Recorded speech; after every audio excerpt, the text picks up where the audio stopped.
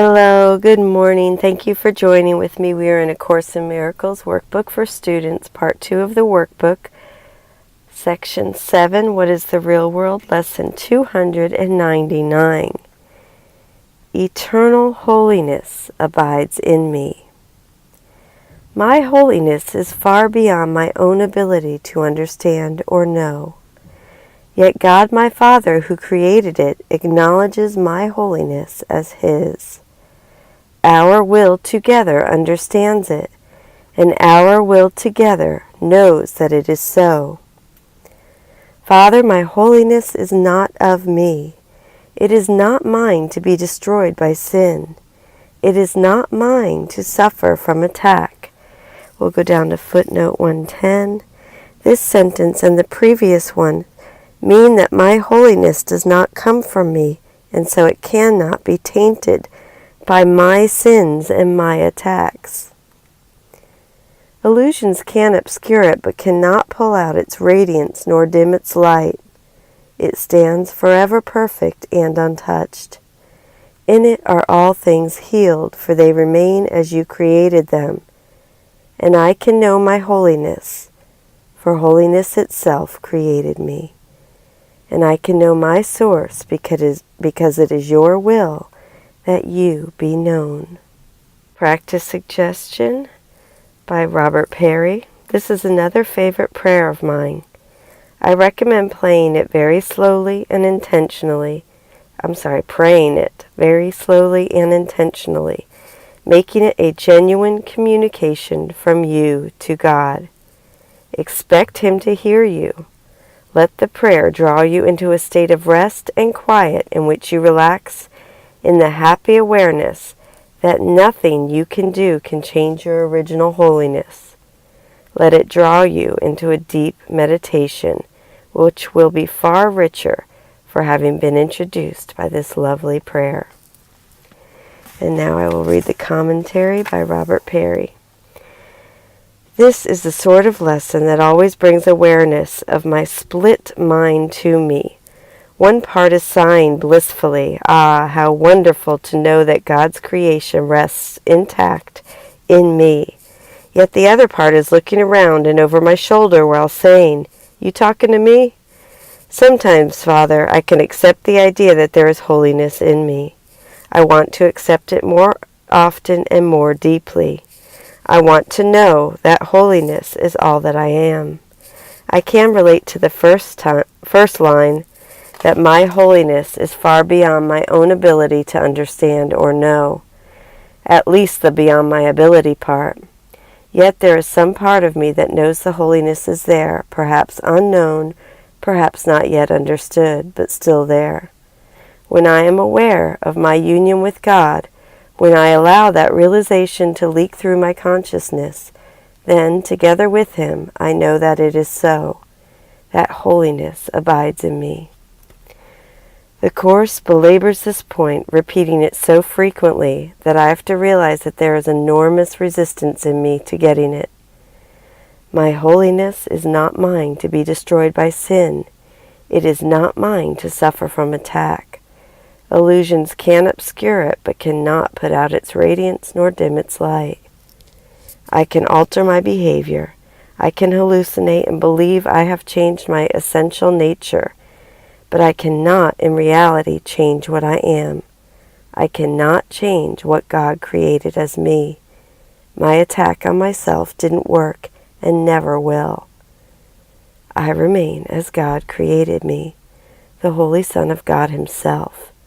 Anything which seems to say otherwise is an illusion, a fabrication of my mind, desperately striving to hold on to its ego identification. Guilt is such a fabrication. No one who is holy could be guilty. Therefore, if I am guilty, I must not be holy. This is how the ego mind tries to prove its reality to me. This day I affirm that my holiness is not of me. I am not responsible for creating it, nor can anything I do, think, or say affect it. God wills that I know it, and so it will be known. I lay my cynicism aside. I allow the thought to lodge in my mind.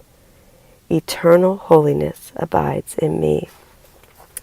And now please join with me as I read the prayer and enter into meditation. And you can just relax and close your eyes if you would, if you're not driving. Eternal holiness abides in me. Father, my holiness is not of me. It is not mine to be destroyed by sin. It is not mine to suffer from attack. Illusions can obscure it, but cannot put out its radiance nor dim its light. It stands forever perfect and untouched. In it are all things healed, for they remain as you created them. And I can know my holiness, for holiness itself created me. And I can know my source, because it is your will that it be known. That you be known. It is your will that you be known. Eternal holiness abides in me. Eternal holiness abides in me.